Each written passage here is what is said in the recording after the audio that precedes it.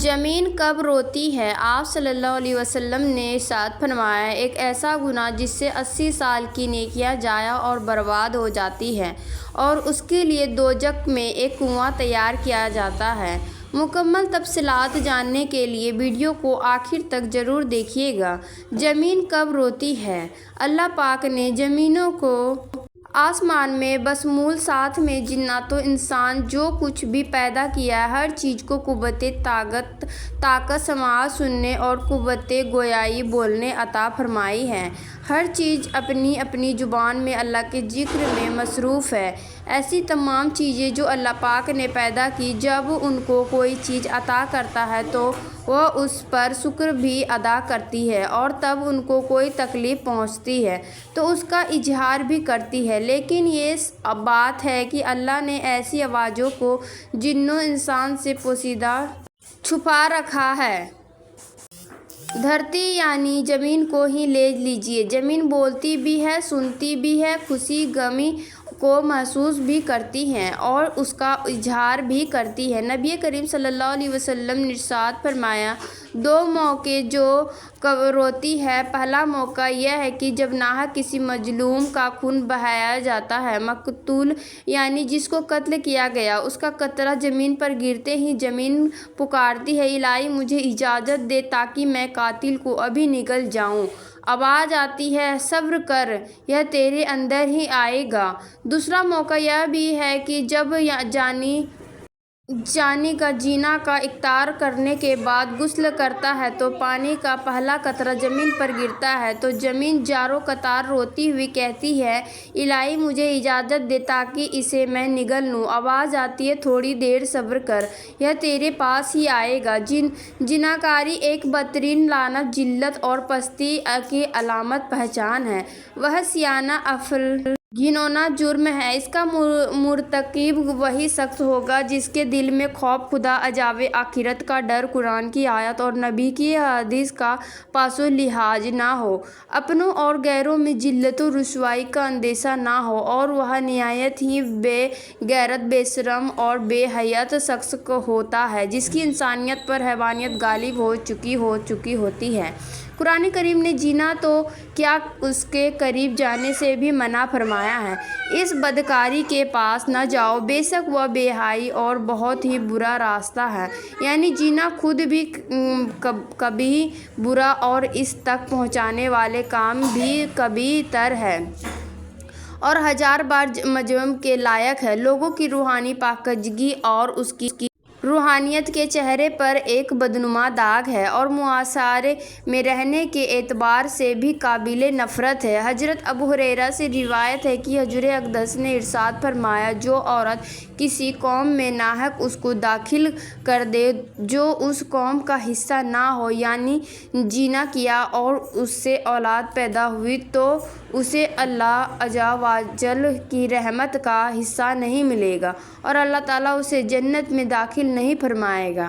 حضرت عبداللہ بن عباس سے روایت ہے کہ رسول کریم صلی اللہ علیہ وسلم نے ارشاد فرمایا، جس قوم میں زنا اور سود بیاج عام ہو جائے تو بے شک اس قوم نے اپنے لیے اللہ کے عذاب کو حلال کر لیا۔ حضرت عمرو بن عاص سے روایت ہے کہ نبی کریم صلی اللہ علیہ وسلم نے ارشاد فرمایا، جس قوم میں زنا عام ہوگا وہ قحط تنگی میں گرفتار ہوگی، اور جس قوم میں رشوت کا چلن ہوگا وہ روب خوب میں گرفتار ہوگی۔ حضرت بریدہ سے روایت ہے کہ رسول اکرم نے ارشاد فرمایا، ساتوں آسمان اور ساتوں زمین بڑے زانی پر لعنت کرتی ہے اور زانیوں کی شرمگاہ کی بدبو جہنم والے کو ایذا و تکلیف دے گی۔ نبی کریم صلی اللہ علیہ وسلم نے فرمایا، زنا سے 6 باتیں ظاہر ہو جاتی ہیں، 3 دنیا میں اور 3 آخرت میں۔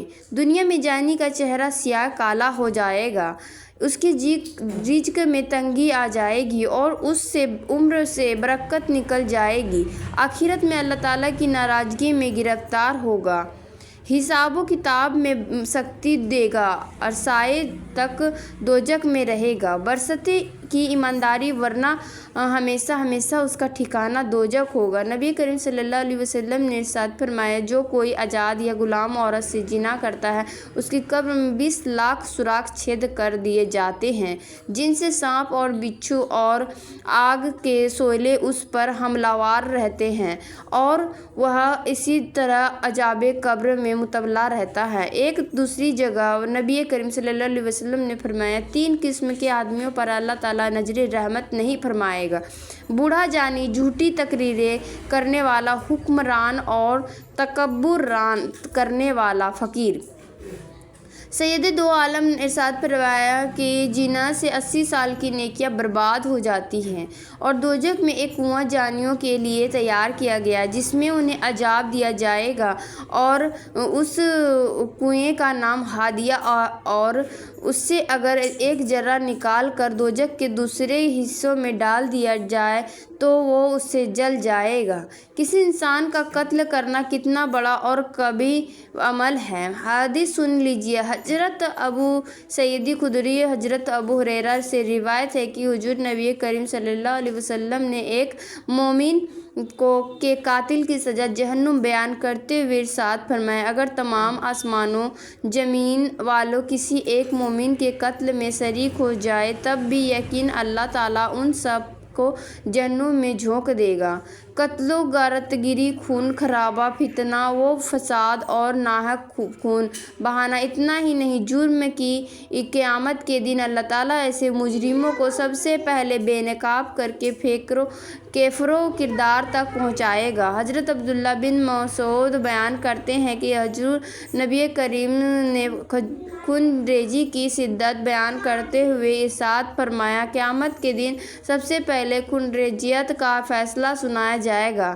حضرت عبداللہ بن عمر سے روایت ہے کہ نبی کریم صلی اللہ علیہ وسلم نے باہمی خون خرابہ اور لڑائی جھگڑے کے لیے توقع کن نتیجوں سے خبردار کرتے ہوئے فرمایا کہ قتل و غارت گری اتنا بڑا جرم ہے کہ اگر کوئی فرد یا طبقہ اس میں ایک مرتبہ ملوث ہو جائے تو پھر اس سے نکلنے کا راستہ نہیں ملے گا۔ حضرت انس سے روایت ہے کہ تاجدار رسالت نے ارشاد فرمایا، بڑے کبیرہ گناہوں میں سے ایک کسی جان کو ناحق قتل کرنا ہے۔ کسی مسلمان کو ناحق قتل کرنے والا قیامت کے دن بڑے خسارے کا شکار ہوگا۔ حضرت ابو بکر صدیق سے روایت ہے کہ نبی کریم صلی اللہ علیہ وسلم نے ارشاد فرمایا، اگر زمین و آسمان والے کسی مسلمان کے قتل پر جمع ہو جائیں تو اللہ تعالیٰ سب کو اوندے منہ جہنم میں ڈال دے گا۔ اللہ پاک ہم سب کو اعمال صالحہ کرنے کی توفیق عطا فرمائے، آمین۔